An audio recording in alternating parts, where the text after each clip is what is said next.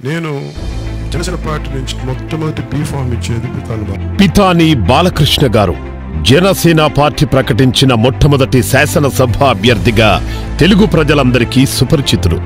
రెక్కాడితే గాని డొక్కాడని కుటుంబ నేపథ్యం తనది. తన తండ్రి ఇంటింటికి తిరిగి కొబ్బరికాయల వ్యాపారం చేసి తనను చదివించారు. దానికి తగ్గట్టుగానే కష్టపడి చదివి ప్రభుత్వ కొలువు సంపాదించారు బాలకృష్ణ గారు.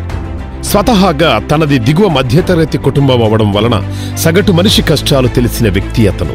ఎవరైనా కష్టాల్లో ఉన్నారని తెలిస్తే చాలు క్షణం ఆలస్యం చేయకుండా వాలిపోతారు. తనకు తోచినంత సహాయం చేస్తారు.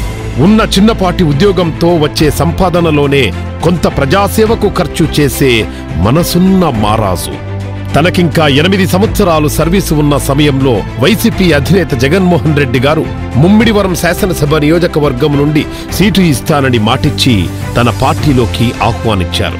తనకు తన కుటుంబ సభ్యులకు రాజకీయాలపై ఆసక్తి లేకపోయినా ప్రజాసేవ చెయ్యాలన్న బలమైన ఆలోచన ఉన్న మనిషి కావడంతో దానికి రాజకీయాలే సరైన మార్గమని భావించి వైసీపీ పార్టీతో రాజకీయ తెరంగేట్రం చేశారు బాలకృష్ణ గారు. అయితే వైసీపీ అధినేత తాను మొదట చెప్పిన దానికి విరుద్ధంగా 3 సంవత్సరాల పాటు పార్టీ కోసం వాడుకొని ఎన్నికలు సమీపిస్తున్న తరుణంలో ముమ్మిడివరం నియోజకవర్గము నుండి వేరే వ్యక్తికి సీటిస్తున్నట్లు ప్రకటించారు. ఉద్యోగం వదిలేసి మరీ వచ్చిన తనను ఇలా నిర్దాక్షిణ్యంగా పక్కన నెట్టేయడం బాలకృష్ణ గారిని అసంతృప్తికి గురిచేసింది. వైసీపీ తనను వాడుకొని వదిలేసిన ప్రజలు, కార్యకర్తలు, అభిమానులు మాత్రం ఆ కష్టకాలంలో తనకు వెన్నుదన్నుగా నిలిచారు.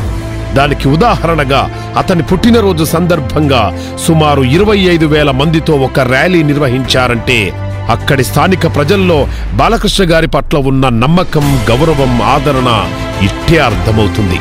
ప్రజాసేవ చేయాలన్న మంచి తలంపుతో వచ్చిన వ్యక్తి కావడంతో దెబ్బతిన్నప్పటికీ వెనకడుగు వెయ్యకుండా, ఆత్మవిశ్వాసం కోల్పోకుండా దృఢంగా ఉన్నారు. తన శ్రేయోభిలాషులు మరియు ప్రజలు, కార్యకర్తలు అభీష్టం మేరకు జనసేన పార్టీ సిద్ధాంతాల పట్ల అమితాకర్షితులై తన లక్ష్యానికి సరైన మార్గం జనసేనే అని తలచి శ్రీ పవన్ కళ్యాణ్ గారి సమక్షంలో తన అనుచరులతో జనసేన పార్టీలో చేరారు. ఊహించని రీతిలో జనసేనాని పార్టీ తరపున మొట్టమొదటి బీఫామ్ తనకు ప్రకటించడంతో ఉద్వేగానికి లోనై కన్నీట పర్యంతమయ్యారు బాలకృష్ణ గారు. అది తనకు వచ్చిన గౌరవంలా కాకుండా తనపై పవన్ కళ్యాణ్ గారు పెట్టిన బాధ్యతగా భావించి పార్టీ సిద్ధాంతాలను, మేనిఫెస్టోని ప్రజల్లోకి తీసుకెళుతూ అనునిత్యం ప్రజల్లో ఉంటూ వివిధ వర్గాలతో మమేకమవుతూ జనసేన ప్రారంభించిన జనబాట మరియు జనసేన తరంగం లాంటి ఎన్నో వినూత్న కార్యక్రమాలతో నియోజకవర్గ పరిధిలో దూసుకుపోతూ పార్టీ గెలుపుకై అహర్నిశలు శ్రమిస్తున్నారు బాలకృష్ణ గారు. ఉద్యోగరీత్యా తన సర్వీసులో చాలా కాలం తన సొంత నియోజకవర్గమైన ముమ్మిడివరం పరిధిలోనే పనిచేసి ఉండటం మూలాన స్థానిక సమస్యలపై పూర్తి అవగాహన ఉన్న వ్యక్తి బాలకృష్ణ గారు.